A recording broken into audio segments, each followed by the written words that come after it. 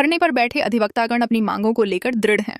उनका तर्क है कि आम्बेडकर की प्रतिमा का सम्मान और प्रतिष्ठा केवल एक प्रतीक नहीं, बल्कि यह हमारे संवैधानिक मूल्यों का प्रतीक है।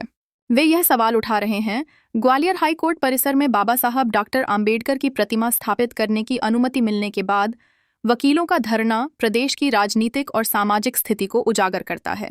संविधान निर्माता की इस प्रतिमा को लेकर हो रहा विवाद न केवल कानून के आदर्शों का उल्लंघन करता है, बल्कि यह समाज में व्याप्त विभाजन की भी एक तस्वीर पेश करता है।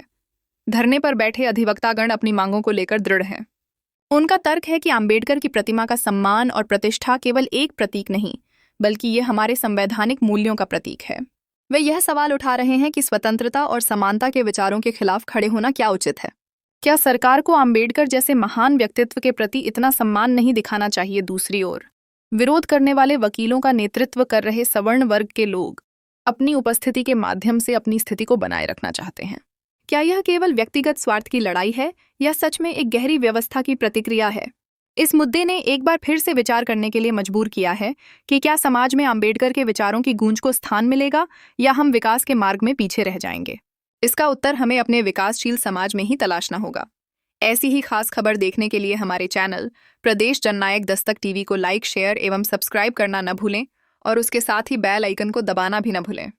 ग्वालियर से प्रधान संपादक अजय अर्गल की खास रिपोर्ट के माध्यम से हमारे जितने भी मध्य प्रदेश, भिंड, मुरैना, ग्वालियर, शिवपुरी, जितने भी हमारे मध्य प्रदेश अधिवक्ता गण हैं और बाबा साहब को चाहने वाले लोग हैं, उनसे आग्रह निवेदन करता हूं कि बाबा साहब के सम्मान के लिए खंडपीठ ग्वालियर में बाबा साहब की प्रतिमा लगवाने के लिए हम लोग यहां पर संघर्ष कर रहे हैं। और आपके माध्यम से मैं सभी अधिवक्ता गणों से, हमारे पूरे मध्य प्रदेश अधिवक्ता गणों से निवेदन करना चाहता हूं कि जितनी ज़्यादा से ज़्यादा संख्या में यहाँ पर आप आ सकते हो, आप आएँ और बाबा साहब के सम्मान के लिए हमें संघर्ष करना चाहिए, क्योंकि बाबा साहब ने हमारे सम्मान के लिए नहीं, हमारे जीवन के लिए संघर्ष किया। तो आज वो दिन आ गया कि बाबा साहब के सम्मान के लिए हमें लड़ना पड़ेगा और उसके लिए हम यहाँ पर बैठे हैं। और मैं आप सबसे यही निवेदन करता हूँ कि अधिक से अधिक संख्या में आप यहाँ पर खंडपीठ ग्वालियर उच्च न्यायालय में आप लोग आएँ। धन्यवाद। आज हम लोग यहाँ जो बाबा साहब की मूर्ति की स्थापना होने थी उसके समर्थन में हम सभी भाई यहाँ इकट्ठे हुए हैं, वकील भाई। मगर आप देख रहे हो पूरे दिन से सुबह से संघर्ष जारी है। मगर आप देख रहे हो कि सामने की तरफ वो कुर्सियों पर बैठे हैं लोग, कुछ वकील, और हम लोग भी यहाँ कुर्सियों पे, अभी कुछ कर्मचारियों ने कुर्सी डाली, हम लोग कुर्सियों पर बैठे। मगर वो जो बार के अध्यक्ष पवन पाठक और उनके साथ ही आए और हम लोगों से कुर्सियाँ छुड़ा ले गए कि आप लोगों को कुर्सियाँ नहीं मिलेंगी, आपकी नहीं है। अब बताइए, हम बार के सदस्य हैं, अधिवक्ता हैं और बार के सदस्य हैं, तो हमारा अधिकार क्यों नहीं है कुर्सियों पर?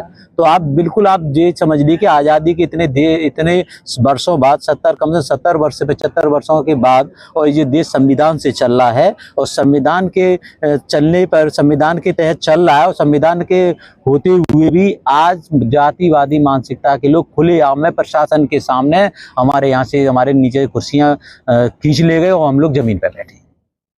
अभी आप कॉन्फ्रेंस के बारे में बता रहे थे, जैसे आप शहर के और अधिवक्ता हैं, SC ST OBC संबंध रखते हैं, जो बाबा साहब को मानती है, के समर्थन में आप उनसे क्या निवेदन करना चाहते हैं?